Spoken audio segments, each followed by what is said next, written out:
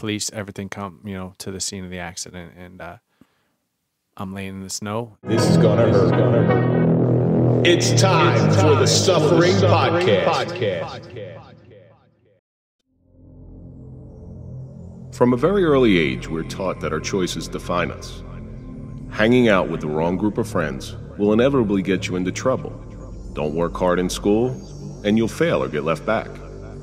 The choices of youth rarely have any consequences, and if they do, they're usually mild. As we grow older, the results and responsibilities of our choices grow exponentially. By the time we're adults, we are prepared for full accountability. Not every choice you make in life is going to be soundly thought out. Some will be rash and carry severe penalties. The true mark of a human being is that we own all of our choices, both the good and the bad. And welcome back to the Suffering Podcast. We had to break this one up into two, so thank you for coming. My name's Kevin Donaldson. I'm here with Mike Failace, and we're sitting back down with Mike Panus to discuss the suffering of drunk driving. We're going to catch so much crap for cutting it off where we did, because it's about to get really dark. So before we get into anything, we always got to throw a shout out to our marquee sponsor. That's Toyota of Hackensack. We don't trust anybody, but we do trust them. So if you're looking for a car, go to toyotaofhackensack.com. Let them find you a car. And of course, so the cool thing is the gentleman who sent in the social media question actually put in a two-part social media question that I pulled. So I'm going to ask the second part of that this episode. And it's, again, from Terrence N. It said, where the last one said, how can someone take responsibility for their own bad behavior? It's what responsibility do you take for your own bad behavior? Mike, you're our guest. Man, that's a good question, Kevin. When I make a mistake, I need to punish myself and do whatever I can not to repeat that mistake. And that's what I'm holding myself accountable for today, in things that I've done in the past. And I don't want to disappoint myself. And you don't get involved in that like self-mortification stuff, do you? Where you got to whip yourself in the back. No, but I think I maybe should, like maybe a shot collar would probably be. Or no, like, a cleash. You ever see, what is it, the Da Vinci Code?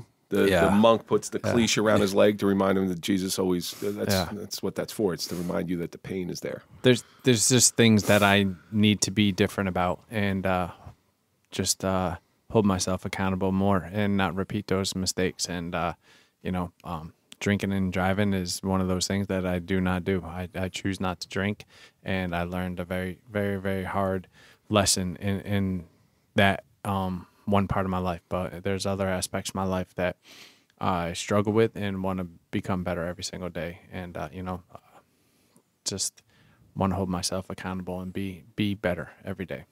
Mike? It's really all about self-accountability. Every action has an equal and opposite reaction, they say, or whatever. So, whatever you do is going to have Newton's third law. Yeah. Yeah. I just need to be able to grow up and make a smart adult decision. Yeah, exactly. And it's all about being accountable for your actions. You, like you said, if you're going to do something, be prepared for the ramifications from it. Yes, sir. After my shooting, I blamed a lot of my bad behavior on the shooting and what it did to me mentally. Now, there are still those bad behaviors there. They're less than they were, obviously, but they're still there. The difference is how I react to them. Yeah. Where I will sit there like you, I'll go beat myself up for a while. But now I give myself a finite time of how long am I allowed to be in my own little pity party. Yeah. So say you got, okay, Kevin, you're feeling bad about this. You got 15 minutes. That's your pity party. Then get over it. And then I take responsibility for what I did. If I wrong somebody, I will go apologize to them. I will say I'm sorry. I'll try never to do it again. I cannot promise you. I do not want to promise you I'll never do it again. I'll try. I will try, which is the lowest form of commitment. But I will try. But nevertheless, it's about me taking that experience, taking that suffering, learning from it, and trying to turn it into some form of success. Yeah.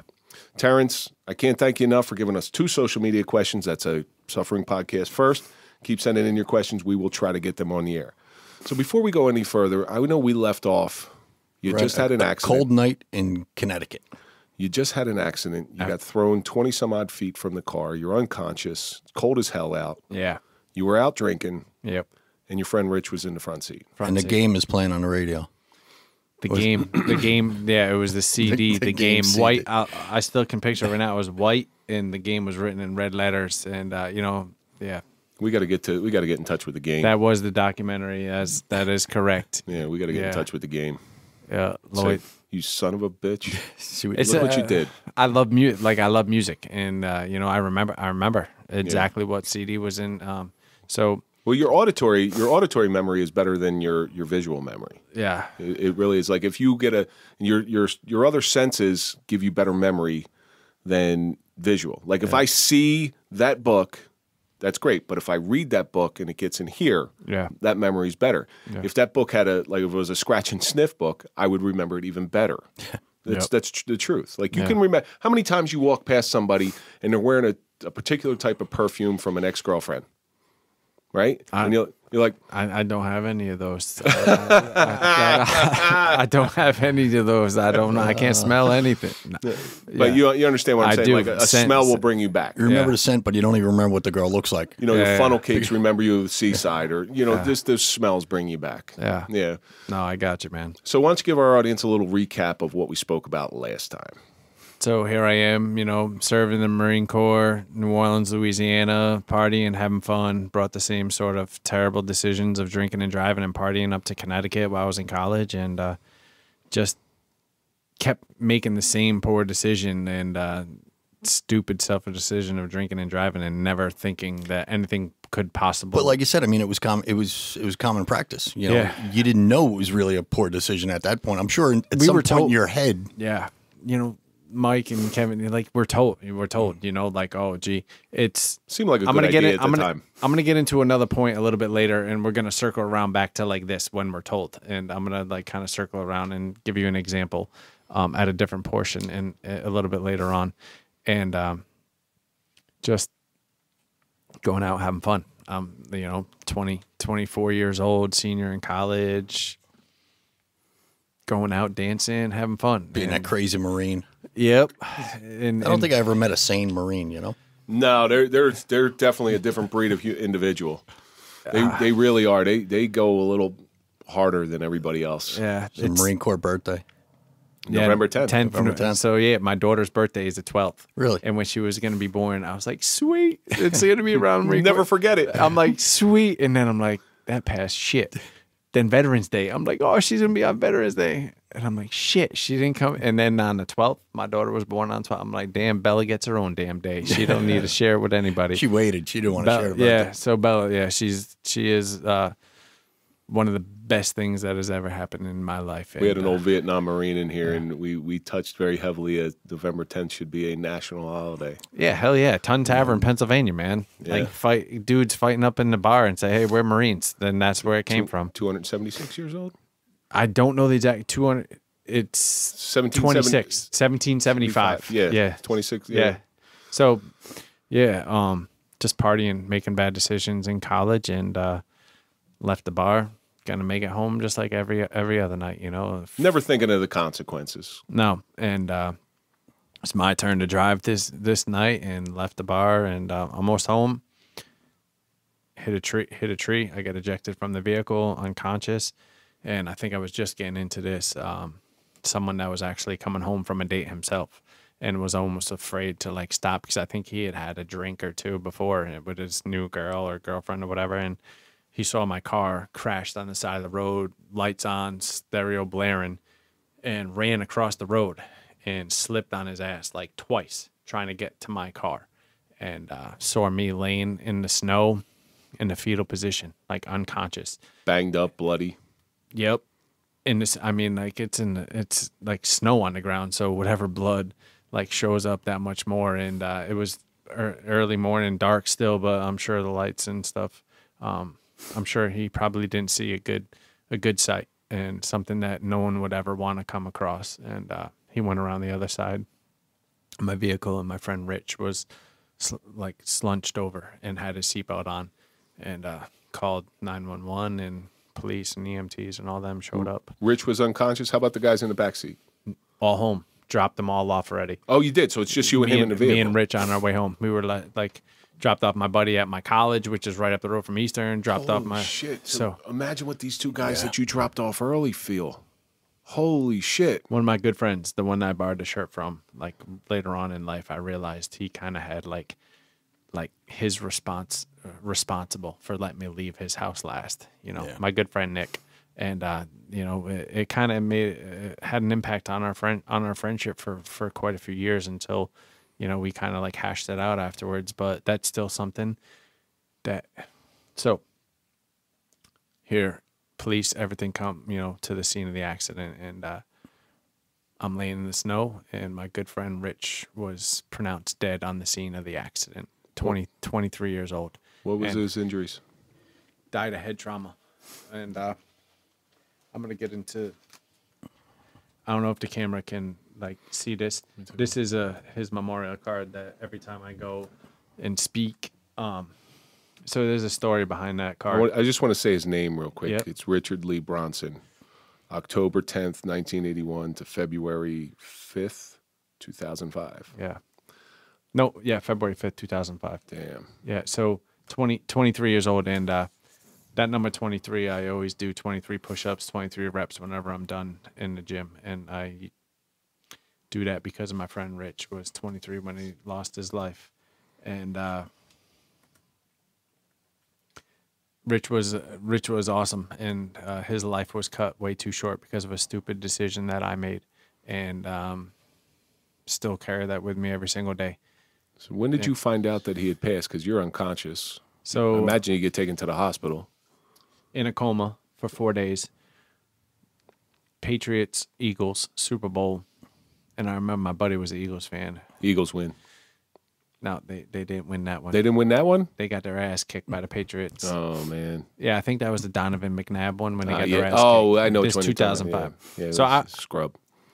I obviously with a broken leg in that game or something. So like I remember I was talking shit to my buddy who was an Eagles fan, and he's like, "Yeah, man, they might as well not even show up and play the game, right? You know, just sarcastic or whatever." And the Patriots, I think the Patriots kicked their ass. And anyways, my family and friends came and watched the Super Bowl with me while I was in a coma, and the doctors didn't think I was gonna wake up. They even told like my parents that like even if he does wake up, he's gonna be probably brain damage or whatever. They didn't know the extent of my brain injuries, and like 4.5 days later, I wake up and they tell me that I asked to score the Super Bowl, and like everyone was like holy shit, like crying and upset and everything, and my family told me that Rich passed away, and I had a traumatic brain injury. I mean, I had a traumatic brain injury, 3 broken ribs, punctured lung, broken hand, broken shoulder, 2 broken vertebrae in my back, and I'm like serious injuries myself in the hospital, and they tell me that Rich passed away,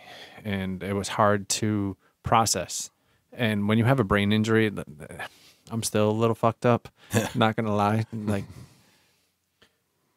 yeah, still. Some people might. I might agree. I think we're all a little. Well, just so everybody knows, Mike's girlfriend is in the control room right now, listening to this as we speak. And she probably would like to have a microphone right now and agree. No, but anyways, everyone asked me like, "Oh, do you notice that you're different, or like has it like?" I mean, there's obviously studies that they do on the human brain. Left hematoma, traumatic brain injury. Yes, it's amazing how, like after that brain injury, they told me Rich died. Couple hours later, they like whatever, and they'd be like, man, and I'd say to my mom and my friends, I'm like, man, hope Rich is fucking doing better than I am. Like I'm struggling, you know, like I hope he's not struggling.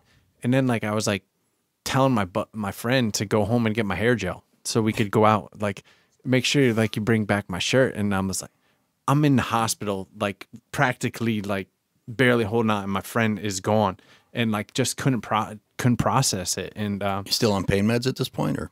When I was in the hospital, I still remember, like, I obviously I was pretty screwed up, and I do remember I cracked this tooth in the back, and like one of the back molars.